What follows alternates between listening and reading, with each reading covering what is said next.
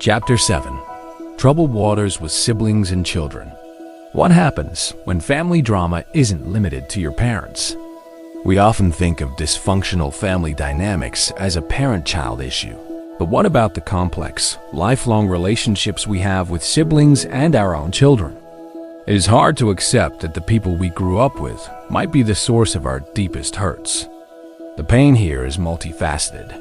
You might have a sibling who bullied you or is still critical of you. You may have to navigate fights over a parent's inheritance. A real-world example is a sister named Sierra who felt her brother Sylvester was babied and given a pass for his screw-ups because she was raised to be independent while he was not. This dynamic created resentment and conflict.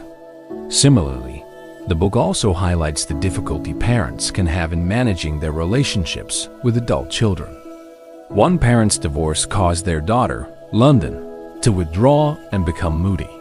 This led to a painful estrangement where communication broke down completely for years, even though the parent desperately wanted to be present in their child's life. Here are 3 actionable strategies to help navigate these relationships. Identify your role. In a dysfunctional family, each child can fall into an unconscious role. Are you the responsible one who manages crises and pays the bills, or another role? Identifying this can help you understand your contribution to the dynamic. Be honest and set boundaries. Whether it's with a sibling or an adult child, you must be honest about your intentions and set clear boundaries. This might look like telling everyone that you plan to maintain relationships with all family members, regardless of their personal issues with each other. Don't be the family mediator.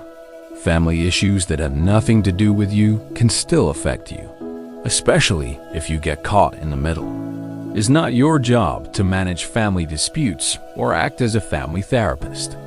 You have the right to remain neutral and not become a container for their issues. Are you willing to step out of your family role and take control of your own interactions, even if it causes a shift in the family dynamic? How to manage relationships with people who won't change. What happens when you realize you are in a dysfunctional relationship, but the other person is unwilling to change? The pain here is in the resignation and the hope that you can still fix them. You might believe that if you just love them enough or explain things clearly enough, they will finally understand. But this mindset can be a source of stress and can leave you feeling powerless.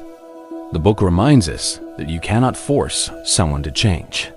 You can only change your reaction to them.